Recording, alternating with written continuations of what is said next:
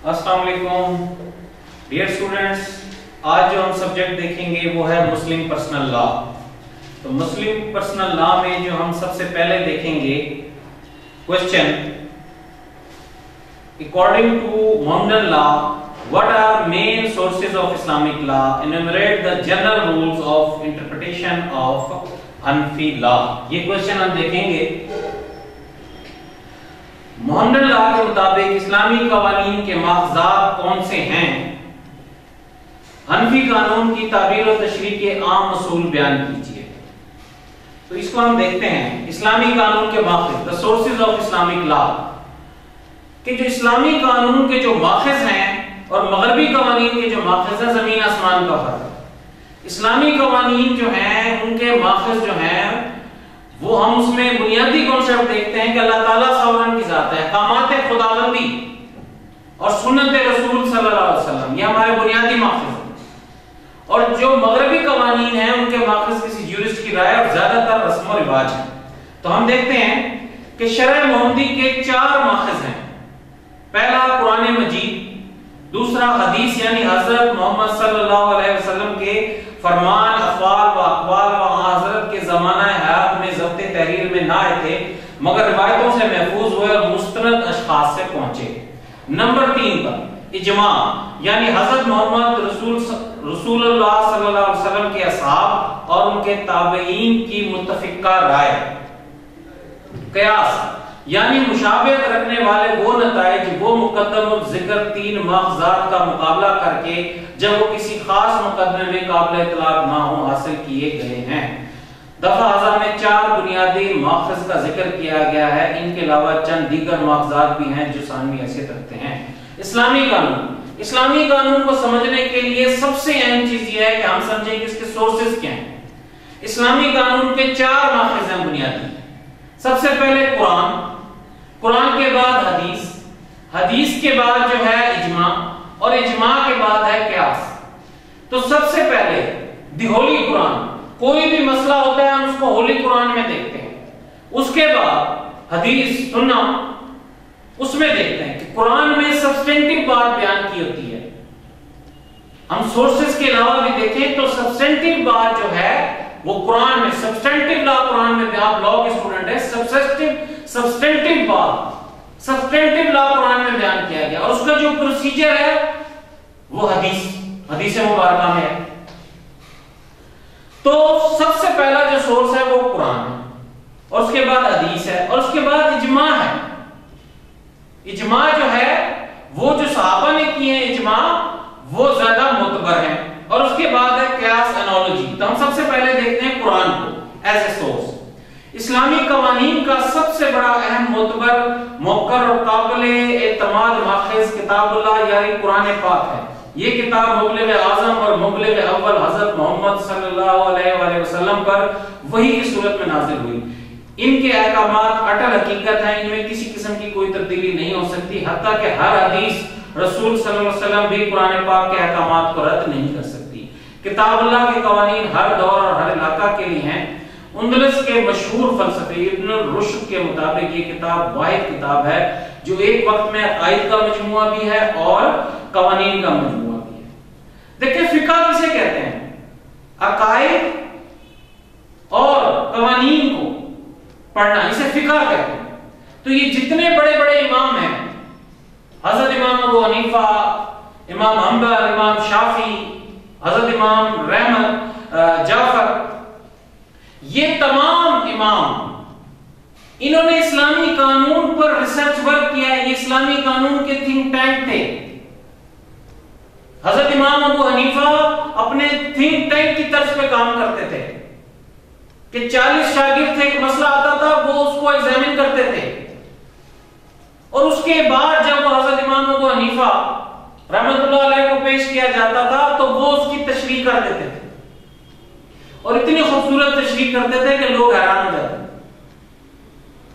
कुरान और हदीस के वर्ड्स वही रहेंगे, सिर्फ इन जो इमाम हैं इन्होंने उन्हें समझकर तशरीह की है और कुरान और हदीस में जो बातें वाज़ेह तौर पे सब्सटेंटिव बयान की कर दी गई हैं वो बिल्कुल वाज़ेह हैं और ऐसी बातें जो बिल्कुल नए दौर के मसाइल पेश आते हैं तो उन्हें कुरान में बुनियाद की, कुरान पाक में बयान किए गए बुनियादी असूलों के मुताबिक उनकी तशरीह कर दी जाती है। तो वो क्या कहते हैं कि कुरान पाक एक ही वक्त में अकायद का मजमुआ भी है और कवानीन का मजमुआ भी है। किताबुल्लाह पर 4 किस्म के कवानीन, यानी कवानीन तहफ़्फ़ुज़ व दावत इस्लाम यानी जिहाद, कवानीन इस्तक़लाल यानी निकाह व तलाक, कवानीन बामी मामलात यानी खरीदो फरोख्त वगैरह, और कवानीन ताज़ीरी सजाओं का निफाज पर भी बहस की गई है। तो किताबुल्लाह में ये इस किस्म के कवानीन वो बताते हैं कि खास तौर पर बयान किए। कुरान में कहा गया माशी तौर पे कि आपके दरमियान कोई मुआहिदा हो, कोई बात तय हो तो आप उसे लिख लें। तो इसी तरह जो हद के कानून है वो भी इसमें वाज़ेह किए गए हैं। हदीस सुन्नत रसूल सल्लल्लाहु अलैहि वसल्लम इस्लामी कवानीन का दूसरा बड़ा माखज़ है। इससे मुराद हर वो कौल, फेल और तकरीर है जो हज़रत की तरफ से मंसूब है और जो उन्हीं से मुंतकिल होकर हम तक पहुंचे हैं। सुन्नत कुरान पाक में मौजूद कवायद कुलिया की वजाहत और तशरीह करती है। इस तरह ये इस्लामी कवानीन का दूसरा बड़ा मकसद है कि सुन्नत रसूल सल्लल्लाहु अलैहि वसल्लम में जो कुरान में सब्सटेंटिव असूल बयान किए गए हैं उनकी तशरीह सुन्नत रसूल सल्लल्लाहु अलैहि वसल्लम में मौजूद होती है। हज्जतुल विदा के मौके पर हुजूर अकरम सल्लल्लाहु अलैहि वसल्लम ने इरशाद फरमाया कि मैं तुम्हारे दरमियान 2 चीजें छोड़े जा रहा हूं, उन्हें मजबूती से पकड़े रखना। ये 2 चीजें कुरान पाक और मेरी सुन्नत है कि कुरान पाक में जो असूल बयान किए गए हैं और उनकी जो सुन्नत रसूल सल्लल्लाहु अलैहि वसल्लम में जो तशरीह है, इन 2 चीजों को मजबूती से थामे रखना। इस हकीकत से सुन्नत की अहमियत बहैसियत माखज़ इस्लामी कानून से अंदाजा लगाया जा सकता है। सुन्नत की 3 अक़साम है। अगर क्वेश्चन आ जाता है कि सुन्नत की अक़साम लिखें तो ये 3 है। सुन्नत कौली, हदीस, हुजूर अकरम सल्लल्लाहु अलैहि वसल्लम के अक़वाल यानी ज़बान से अदा शुदा अल्फाज को सुन्नत कौली कहेंगे।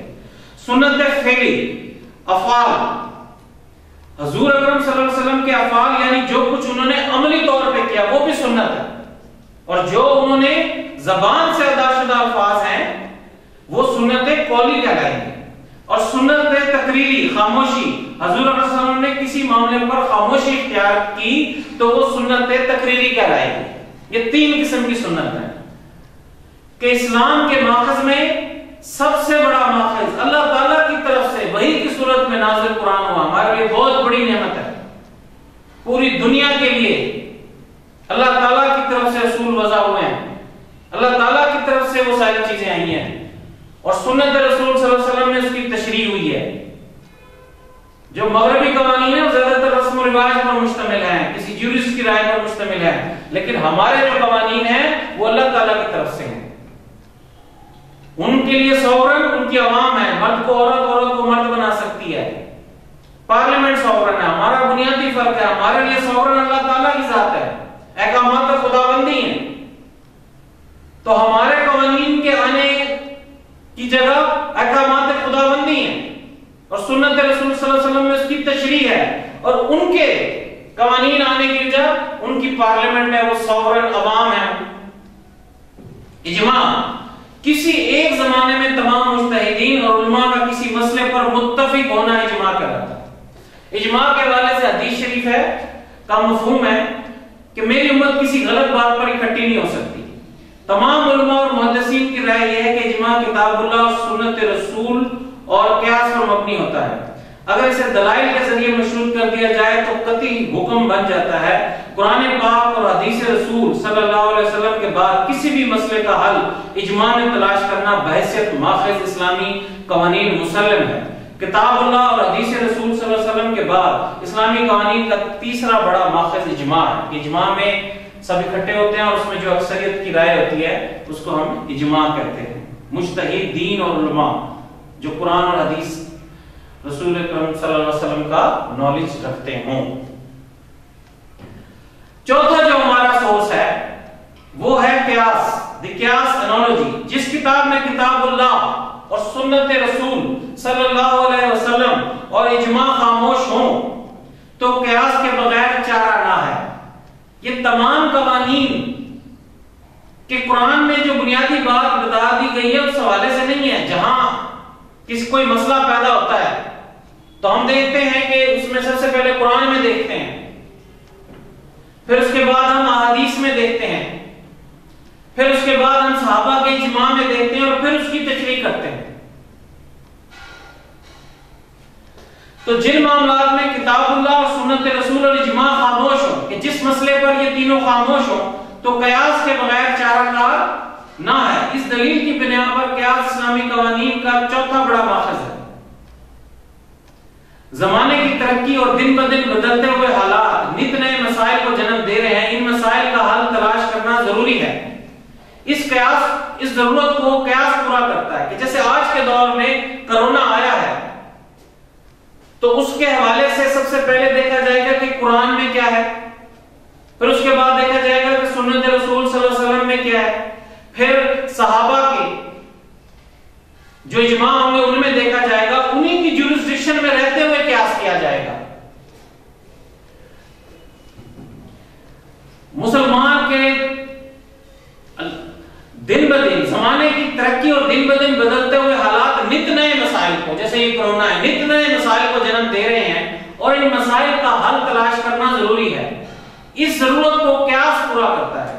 मुसलमान के दूरदराज इलाके में फैलने और मुख्तलिफ फिरकों में बंटने की वजह से चूंकि इज्मा भी नामुमकिन है, जिसने क्यास की अहमियत को मजीद दो चंद कर दिया है कि क्यास की अहमियत को मजीद दो चंद कर दिया। इज्मा मुश्किल है क्योंकि लोग फिरकों में बैठ गए। बेसिकली जो हमारे फिरके हैं ये मुख्तलिफ इमाम्स को मानते हैं। इमाम अबू हनीफा को मानते हैं, कोई इमाम शाफी को, इमाम हम्बल को, इमाम जाफर को। तो ये सारे जो इमाम हैं ये थिंक टैंक थे। ये इस्लाम पर, इस्लामी कानून पर, फिका पर, इबादत पर इन्होंने रिसर्च की है और उसके हवाले से तशरीह की है और एक दूसरे का बड़ा अदब और एहतराम करते थे। तो इस हवाले से कुरान और हदीस जो है वो सेम है, सिर्फ उसकी तशरीह मुख्तलिफ इमाम ने मुख्तलिफ की है और वो भी उन हवालों से कि जो उन्होंने रिसर्च की। रिसर्च करने के बाद तलाक के हवाले से एक इमाम जो है रहमतुल्लाह अलैह उनकी एक तशरीह है कि 3 तलाक जायज है, 1 तलाक जायज है। तो इस तरीके से कि 3 को 1 कंसीडर किया जाए तो मुख्तलिफ तशरीह है। ये सिर्फ तशरीह का इख्तिलाफ है।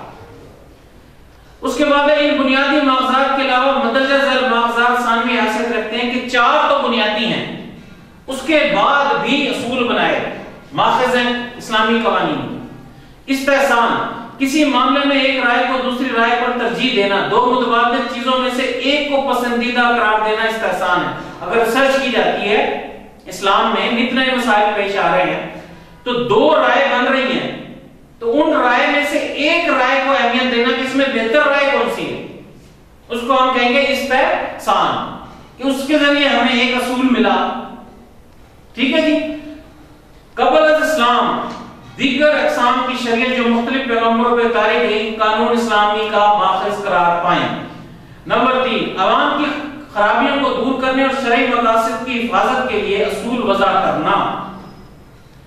इस्तिस्लाह या मुसाले मुस्तलाह कहलाता है, डॉक्ट्राइन ऑफ पब्लिक गुड। सब डॉक्ट्राइन्स हैं कि अवाम की खराबियों को दूर करने के लिए और शरई मकासद की हिफाजत के लिए असूल वज़ा करना, कि अवाम की जो खराबियां पैदा हो गई हैं उनको दूर करना और शरई मकासद की हिफाजत के लिए जो नित नए मसाइल पैदा हों उन पर। तो वो चीज क्या कहलाएगी, मुसाले मुरसला। ये भी कानून इस्लामी के मागज़ात में है। साबिक़ कराम ने अक्सर मामलात में तामुल किया, इस तामुल को माखज़ करार दिया जा सकता है। उर्फ व रिवाज भी कानून इस्लाम का माखज़ है। उर्फ, रिवाज, अरबी में रिवाज को उर्फ कहते हैं। कबल इस्लाम ऐसे रस्म और रिवाजात और दस्तूर जिन्हें इस्लाम ने मंसूख नहीं किया होता था भी इस्लामी कवानीन का एक बेहतरीन माखज़ है। कि इस्लामी कवानीन में जिसको इस्लाम ने वॉइड डिक्लेयर नहीं किया या जिस पर नबी पाक सल्लल्लाहु अलैहि वसल्लम ने खामोशी इख्तियार की, तो उन रिवाजात को किसी हद तक कानून का दर्जा दिया गया है। इस्लाम में रस्म और रिवाज की इतनी ज्यादा अहमियत नहीं है। General rules of interpretation of Hanafi law, interpretation, कानून की तशरीह, कानून का मतलब, कुरान पाक और हदीस शरीफ का मतलब बयान करना कि इसका मतलब क्या है, ये होती है तशरीह।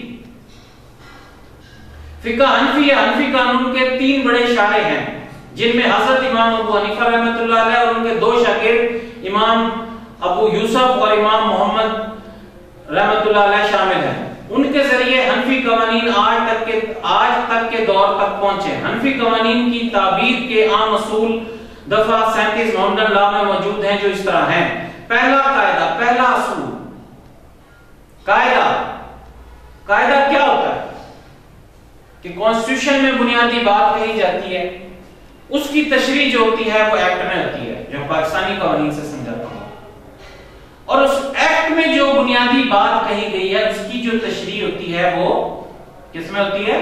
रूल्स में होती है। तो कुरान और हदीस की, कुरान और हदीस की तशरीह करने के ये असूल है।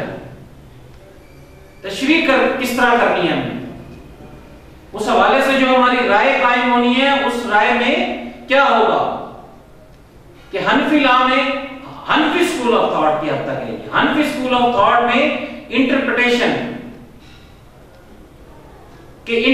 करने के इन्होंने कुछ असूल, कवायद वज़ा कर लिए। पहला कायदा है कि अगर फिक़्ह हनफी के बानी हजरत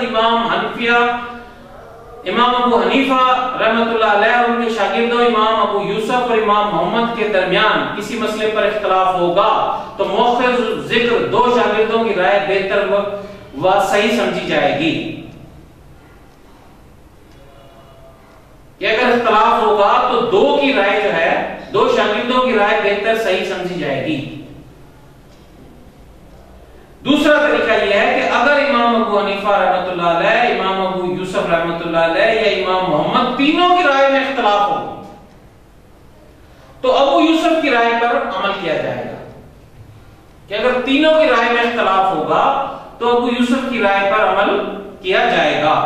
तीसरा कायदा यह है कि इमाम अबू हनीफा और इमाम मोहम्मद में इख्तिलाफी सूरत हाल हो 2 के दरमियान, तो इस राय को तरजीह हासिल होगी जिसकी मामलत में हजरत अबू यूसुफ की राय है कि उन दोनों ने एक शरई मसले की तशरीह की है। तो हनफी स्कूल ऑफ थॉट में जब दोनों में इख्तिलाफ होगा तो हजरत इमाम यूसुफ की राय जिस तरफ जाएगी तो वो चीज दुरुस्त करार दी जाएगी। अगर तीनों में इख्तिलाफ होगा तो अबू यूसुफ की राय पर अमल किया जाएगा। हनफी कानून की ताबीर और तशरीह के ये हतमी लाजमी कवायद ना है, बल्कि इनमें तगय्युर और तब्दीली मुमकिन है। अलबत्ता आमतौर पर इन्हीं कवायद पर अमल किया जाता है। अक्सर मामलात में आला अदालतों ने इन आम असूलों को पस-ए-पुश डालते हुए भी फैसले किए हैं। बाज़ मामलात में अगर अदालतों के सामने इख्तिलाफ हो ताबीर और तशरीह का तो कोई खास कायदा या ज़ाब्ता भी मौजूद ना हो तो अदालतें ताबीर और तशरीह की खातिर अपने इख्तियारात भी इस्तेमाल करती हैं। अलबत्ता उन्हें इंसाफ और रिज़्क़ के असूलों को जरूर सामने रखना होता है कि अदालतें पाबंद नहीं है, वो फिक्का पाबंद है, फिक्के ने ये असूल बनाए हैं, अदालतें इनको फॉलो करती हैं। ये मोहम्मदन लॉ की सेक्शन 37 में मौजूद है ये असूल, लेकिन अदालतें इसमें बाउंड नहीं है। अदालतें इक्विटी, इंसाफ के असूलों को भी देख सकती हैं और निफ्त के असूलों को भी देख सकती हैं। दोनों के असूलों को देखकर फैसला कर सकती हैं कि इसमें यह है कि एक तशरीह करके एक असूल हजरत इमाम अबू हनीफा ने बनाया है और एक असूल हजरत इमाम यूसुफ ने बनाया है और एक असूल हजरत इमाम मोहम्मद ने बनाया। अगर तीनों में इख्तिलाफ है तो अबू यूसुफ रहमतुल्लाह अलैह की राय जिस तरफ जाएगी वो असूल जो है ना उसके तहत राय डिटरमिन होगी। और तीसरा असूल क्या है कि इमाम अबू हनीफा और इमाम मोहम्मद रहमतुल्लाह अलैह के दरमियान किसी बात पर इख्तिलाफ होगा तो इमाम अबू यूसुफ की राय जिस तरफ जाएगी उसको माना जाएगा। तो ये वो असूल बनाए गए हैं कि जिनसे हनफी स्कूल ऑफ थॉट की इंटरप्रिटेशन की जाती है। अब हम अपने नेक्स्ट क्वेश्चन की तरफ चलते हैं। Islamic law can be modified to meet the necessities of time discussed. इस्लामी कवानीन किसी हर दौर की जरूरियात पूरी करने के लिए बामुताबिक जरूरत ढाले जा सकते हैं, बहस कीजिए। इस्लामी कवानीन किसी शख्स, इदारे या जमात की पैदावार नहीं, ये मगरबी कवानीन नहीं है कि जिनको किसी बादशाह या पार्लियामान ने तश्कील दिए हों, कि जो इस्लामी कवानीन को ये खसूसियत हासिल है कि इन कवानीन को किसी बादशाह या पार्लियामान ने नहीं बनाया, ये अल्लाह ताला की तरफ से, अल्लाह ताला की जात की तरफ से। यही बुनियादी असूल है जो इस्लामी कवानीन को मगरबी या गैर इस्लामी कवानीन से मुमय्यज करते हैं। इस्लाम के बुनियादी कायदे के मुताबिक हुक्म अल्लाह के लिए है और अल्लाह ही ज़मीन और आसमान का मालिक है। कवानीन अल्लाह की तरफ से और वही मुक़्तदर आला कि अल्लाह ही सॉवरन है। तो ज़मीन और आसमान का मालिक भी अल्लाह ताला है, कवानीन अल्लाह की तरफ से है और वही मुक़्तदर आला, और अल्लाह ताला की तरफ से कवानीन हमें कुरान शरीफ में मौजूद है। इस्लामी हुकूमत का सरबरा अल्लाह का नाइब है और उसका फर्ज सिर्फ और सिर्फ अल्लाह के कवानीन का निफाज है। जो खलीफा है, नाइब, वो लेजिस्लेशन नहीं कर सकता, वो अल्लाह ताला की तरफ से जो बनाए हुए कवानीन हैं और जो सुन्नत रसूल सल्लल्लाहु अलैहि वसल्लम में उसकी तशरीह हुई है, उसको सिर्फ आमद दरामद कर सकते हैं। उसके पास इक़्तिदार महज अल्लाह की अमानत और खुदाई अहकामात से सरमो इनफराद नहीं कर सकता। तफसील में जाने से कबल हमें कवानीन की तब्दीली के हवाले से उसकी नौयत देखना होगी। कवानीन बुनियादी तौर पर दो अक़साम है। इस्लामी कवानीन के अक़साम पूछे तो आपने दो लिखनी है। पहली सूरत लचकदार कवानीन की है जिनमें तब्दीली मुमकिन है, दूसरी सूरत गैर लचकदार कवानीन की है जिसमें तब्दीली मुमकिन ना है।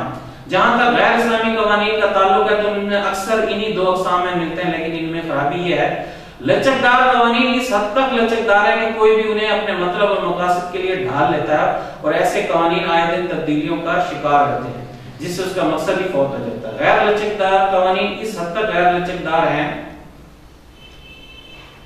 कि चंद सालों में बाद हालात का मुकाबला नहीं कर पाते और उन्हें जरूरत के मुताबिक ढाला नहीं जा सकता, जिसकी वजह से हम इस किस्म के कवानीन बजाय बेहतरी के बाइस तबाही का बाइस ठहरे, मुआशरे में खराबियां पैदा हुई हैं। इस्लामी कवानीन की नौयत इंतहाई मुनफरिद और मुख्तलिफ है। इन कवानीन को बुनियादी तौर पर दो हिस्सों में तकसीम किया। जो गैर इस्लामी कवानीन है उनमें भी यही दो किस्म है, एक लचकदार है और एक गैर लचकदार। लचकदार में इतनी लचक पैदा की गई कि मकसद ही फौत हो गया, सख्त को इतना ऐसा सख्त बनाया गया कि वक्त और हालात के साथ चल नहीं सके। लेकिन इस्लामी जो कवानीन है वो मगरबी कवानीन से मुख्तलिफ है। इसमें जो गैर लचकदार कवानीन बनाए हैं वो हर दौर और हर वक्त के लिए हैं। इस्लामी कवानीन की पहली सूरत वो कवानीन है कि जिनमें किसी दौर में तब्दीली मुमकिन ना है, क्योंकि ये ठोसपन और गैर लचकदार ही अल्लाह की तरफ से है। इन्हें अहकामात खुदाबंदी या हदूदुल्लाह कहा जा सकता है। हदूद के कवानीन इनका ताल्लुक ज्यादातर जराइम से है। जराइम की नौयत जो इस्लाम की इब्तदाई दौर में थी आज भी है। कत्ल हमेशा से एक कभी फेल समझा जाता रहा है और आज भी है। इस्लाम में इसके लिए जो सजा मुकर्रर कर दी गई है वो किसी दौर में तब्दील नहीं हो सकती, खा हालात कैसे ही क्यों ना हो। मगरबी कवानीन में कभी वो मौत की सजा देते हैं, कभी वो कोई और सजा देते हैं, कभी वो क्या करते हैं। यूं भी हदूदुल्लाह को बदलना इंसान के बस की बात नहीं। हदूदुल्लाह के हवाले से जज की डिस्क्रिशन भी नहीं होती इस्लाम में, जज की कोई डिस्क्रिशन नहीं होती। इसी तरह जराइम बरखिलाफ इंसाफ और जराइम बरखिलाफ जायदाद पर सजाओं का तयन कर दिया गया है। शराब नोशी हदूद में आती है, शराब नोशी पर करोड़ों की सजा मुकर्रर है। ये रूल ऑफ लॉ की भी मिसाल है। हज़रत उमर फारूक रज़ी अल्लाह तआला अन्हु के दौर में शराब नोशी पर हदूद से ज्यादा सजा दी गई, अगर इस पर एतराज किया गया कि ये हदूदुल्लाह से तजावुज है, तहम ये एक अलग मौजू है। अलबत्ता अक्सर फुक़हा ने इस जमाने के हालात के मुताबिक करार दिया। फिर ऐसे जराइम जहां एक शख्स की जात मुलव्विस होती है तो ऐसे शख्स को माफ करने या खून बहा लेने का हक दिया गया है। गोया इस किस्म के कवानीन में ये लचक मौजूद है। इस्लाम में दियत का है कंसेप्ट। अगर मुतासरा शख्स चाहे तो कसास से दस्तबरदार हो जाए, ये लचक है कि वो कसास बदले से दस्तबरदार हो जाए और माफ कर दे, खून बहा ले। लेकिन ऐसे जराइम जो मुआशरे के खिलाफ है उसमें किसी किस्म की लचक नहीं है और उनके खिलाफ सजाओं का इतलाक हर हाल में होता है। अब हम देखते हैं कानून विरासत की हदूद में अल्लाह ताला की तरफ से है, हमारे जायदाद की तकसीम के असूल बयान कर दिए हैं कि इसमें झगड़ा ना हो, इस तरह तकसीम का। और जब भी और जिस वक्त भी इस्लाम में किसी मुतवफ़ी की विरासत उन हदूद के ताबे ही तकसीम होगी, अलबत्ता बाज़ इस्लामी ममालिक बाज़ असूलों को मसलहतन नाफिज नहीं किया जाता, कि बाज़ इस्लामी मुल्कों में उनको मसलहत नाफिज नहीं किया जा सकता। वहां ऐसे कवानीन बना दिए जाते हैं कि जो इस्लाम से मुतसादिम होते हैं, जैसे पाकिस्तान में भी हैं। इस्लाम में 4 शादियों की इजाजत है, मुसलमान 4 बीवियां रख सकता है, लेकिन पाकिस्तान के आईनी कानून 1961 का जो ऑर्डिनेंस है उसके ताबे दूसरी शादी के लिए बीवी की इजाजत दरकार है। इस्लाम में ऐसी कोई शर्त ना है। हर मुसलमान जिस वक्त चाहे अपनी बीवी को तलाक दे सकता है, किसी पेशगी तलाक की जरूरत ना है। लेकिन पाकिस्तान में आईनी कानून के तहत तलाक का नोटिस देना जरूरी है। दरमियानी रिश्ता खत्म होने से विरासत आगे मुंतकिल नहीं होती। दादा की मौजूदगी में बाप के इंतकाल से बेटा पोता विरासत से महरूम हो जाता है, लेकिन पाकिस्तान में इस कानून का इतलाक नहीं है।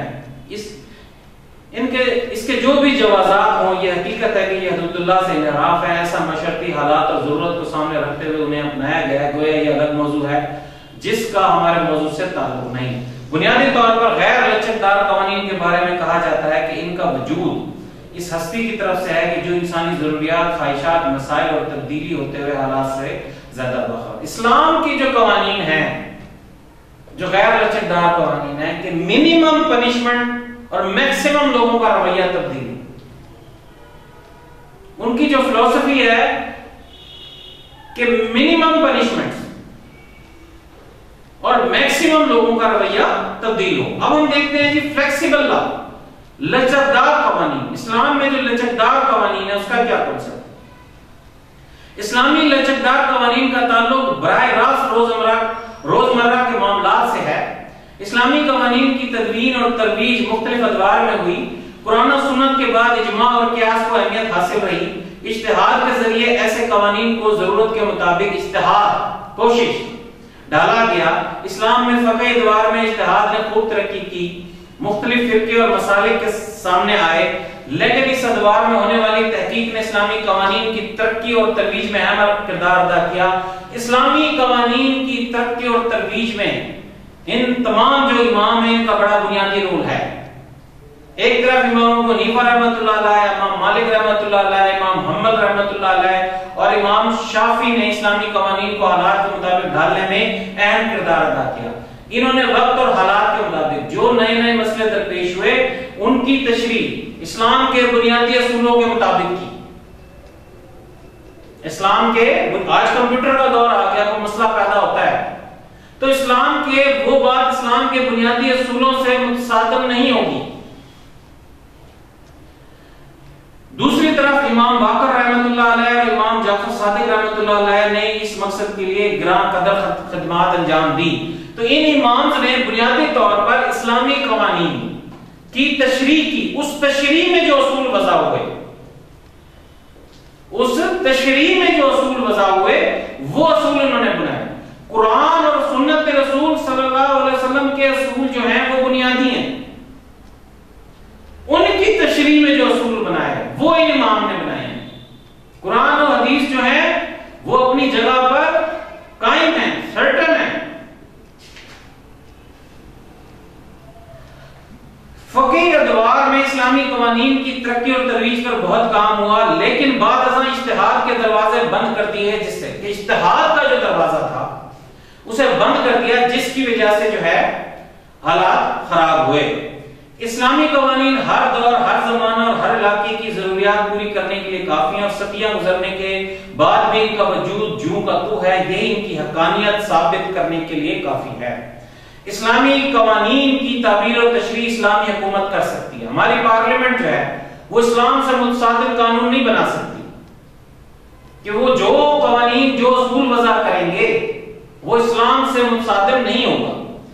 कुरान सुन्नत और इजमा उम्मत के बरक्स ऐसा नहीं किया जा सकता। इन हदूद के अंदर इन्हीं हालात के मुताबिक ढाला जा सकता है। जो इस्लामी कवानीन है, जो कि मुख्तलिफ जो इमाम हैं उन्होंने भी तशरीह की है कि कोई भी मसला होगा सबसे पहले कुरान शरीफ में देखा जाएगा, फिर सुन्नत रसूल सल्लल्लाहु अलैहि वसल्लम में देखा जाएगा और फिर उसके बाद जो सहाबा ने इज्मा किए मुतबर उन्हीं की जुरिसडिक्शन में रहते हुए उसका हल निकाला जाएगा।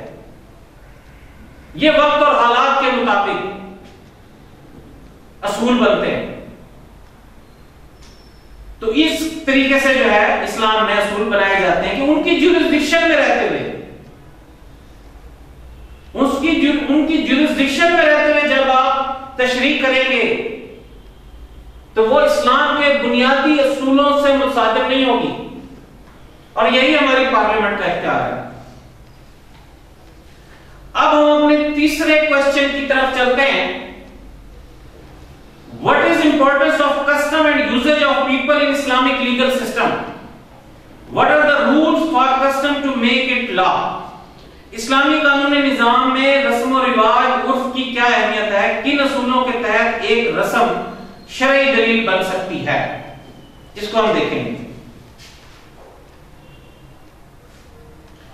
दुनिया में अक्सर कवानीन की पुष्ट पर रस्म और रिवाज का अहम माखज़ है। मगरबी कवानीन ज्यादातर रस्म और रिवाज के मुताबिक हैं। बाद ममालिक में राजुल वक्त कवानीन का दारोमदार ही रस्म और रिवाज है। इंग्लिस्तान का कॉमन लॉ रस्म और रिवाज का ही मजमुआ है। जहां तक इस्लामी फिक़ह या कानून का ताल्लुक है तो एक मामूली हद तक इसमें रस्म और रिवाज को जगह दी है। इस्लाम के जो रस्म और रिवाज हैं इसमें इस्लाम में रस्म और रिवाज को बहुत कम अहमियत दी गई है। हम पीछे पड़कर हैं। हमारे सोर्स क्या हैं? हमारे सोर्स में तो बुनियादी चीज कुरान पाक है, सुन्नत रसूल सल्लल्लाहु अलैहि वसल्लम है, फिर इजमा है और उन्हीं की जुरिसडिक्शन में रहते हुए क्यास है कि जो हम तशरीह करें वो उन बुनियादी असूलों से मुतसादिम ना हो। जहां तक इस्लामी फिक़ह या कानून का ताल्लुक है तो एक मामूली हद तक इसमें रस्म और रिवाज को जगह दी है कि इसमें रस्म और रिवाज को बड़ी मामूली जगह है। बुनियादी जो हमारे माखज़ हैं वो हैं। लेकिन अगर ये कहा जाए कि शरीयत मोहम्मदी सल्लल्लाहु अलैहि वसल्लम की बुनियादी रस्म और रिवाज हैं तो इसका दारोमदार रस्म और रिवाजात पर है तो सरासर गलत और बेबुनियाद होगा।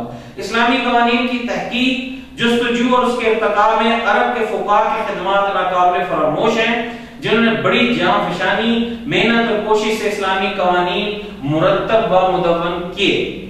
क़ब्ल अज़ी इस्लाम से पहले जो रस्में थी, आप देखें अरब मुआशरे का हालात इन रस्मों की वजह से खराब थे। क़ब्ल इस्लाम अरब जाहिलियत की दलदल में फंसा हुआ था और ऐसी रस्में और रिवाजात मौजूद थे कि एक तरफ तो वो इस्लाह सोच थे, दूसरी तरफ मुआशरे की तबाही का बाइस थे।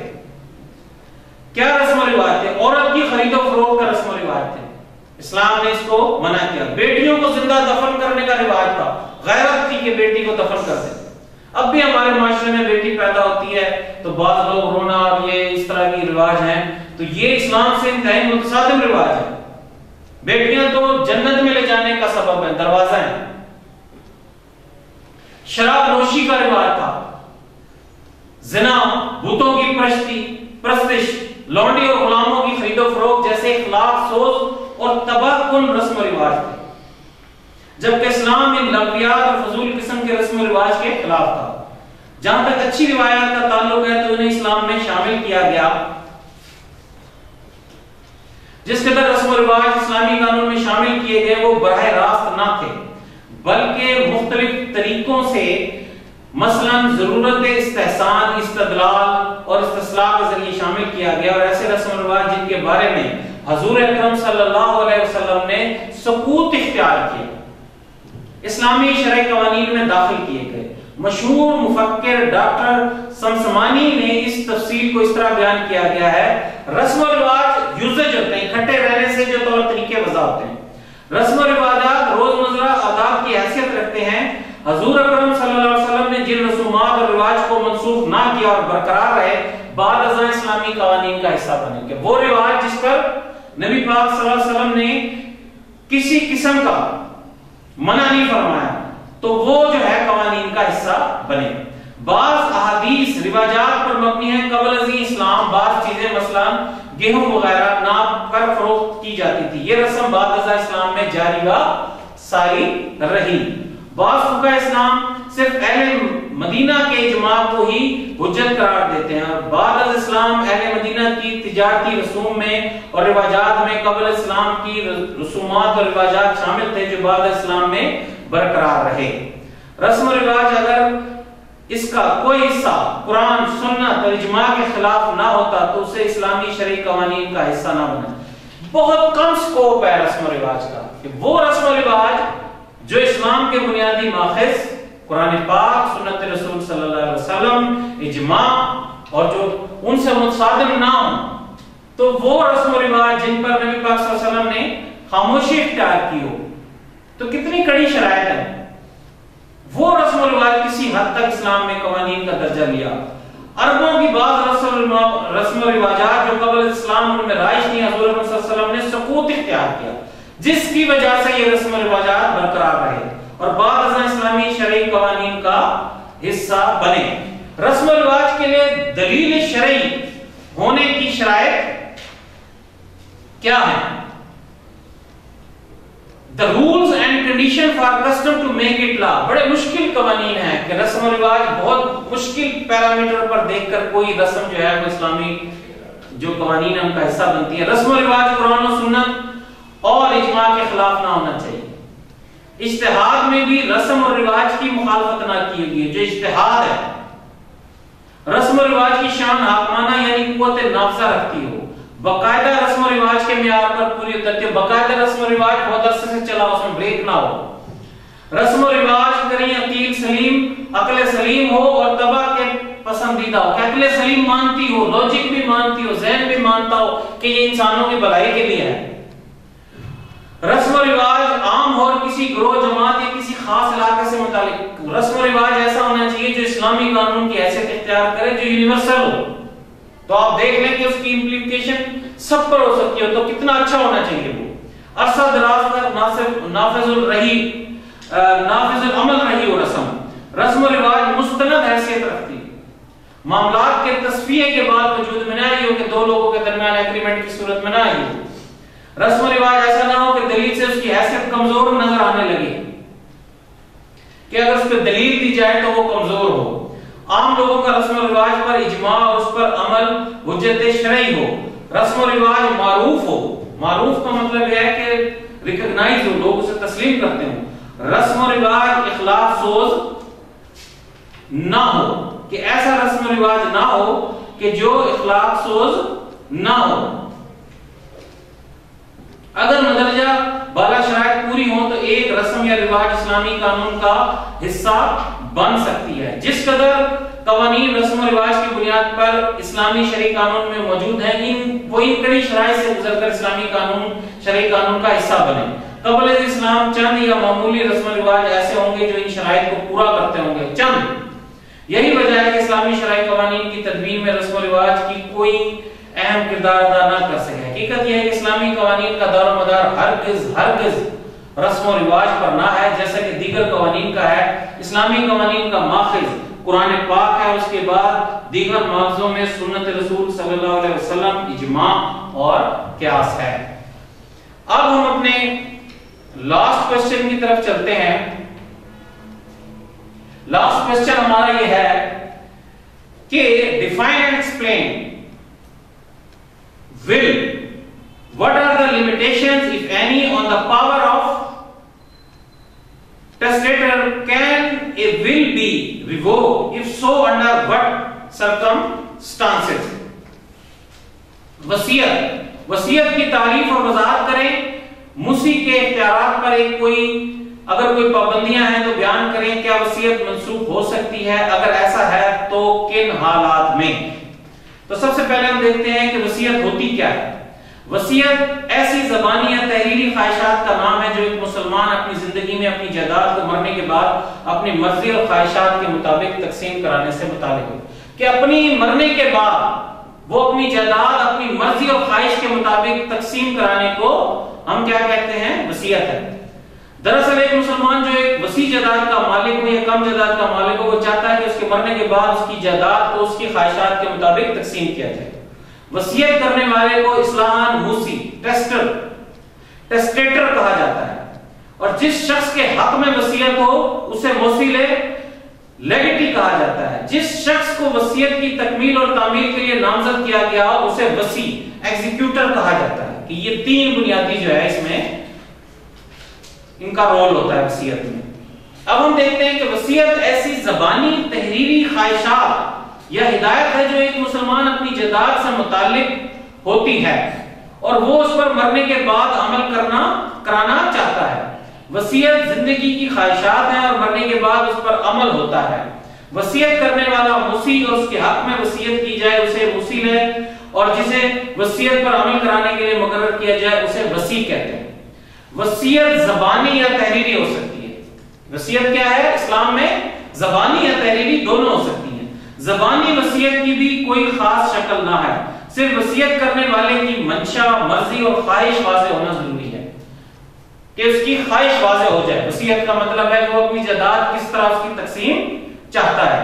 शरअ मोहम्मदी सल्लल्लाहु अलैहि वसल्लम के तहत हर शख्स जो बालिग हो, आजाद हो, पागल, दीवाना या मजनून ना हो, कि जो अब ये इस्लाम ने रिस्ट्रिक्शन लगाई है कि जो मजनू हो, पागल हो, दीवाना हो, वो वसीयत क्यों नहीं कर सकता? कि वो राइट्स एंड ऑब्लिगेशन समझता ही नहीं है, तो वो इस तरह वसीयत नहीं कर सकता। कि वसीयत के लिए राइट्स एंड ऑब्लिगेशन का समझना जरूरी है। अब इस्लाम ये कहता है कि गैर पैदाशुदा बच्चे के हक में वसीयत हो सकती है अगर वो वसीयत के बाद 6 माह के अंदर पैदा हो जाए। अब ये कानून ने एक सहूलत दी है कि एक शख्स है, वो मरने के करीब है, तो 6 माह के अंदर अगर कोई बच्चा पैदा हो जाए तो वो उसके हक में भी वसीयत कर सकता है। ऐसी जगह जो बवक्त वसीयत मौजूद ना हो, वसीयत की जा सकती है, अगरचे मुर्सी की वफात पर उसका वजूद होना जरूरी है। उसे हिबा बिल वसीयत कहा जाएगा कि वसीयत जो है वो अपनी जिंदगी में कर सकते हैं।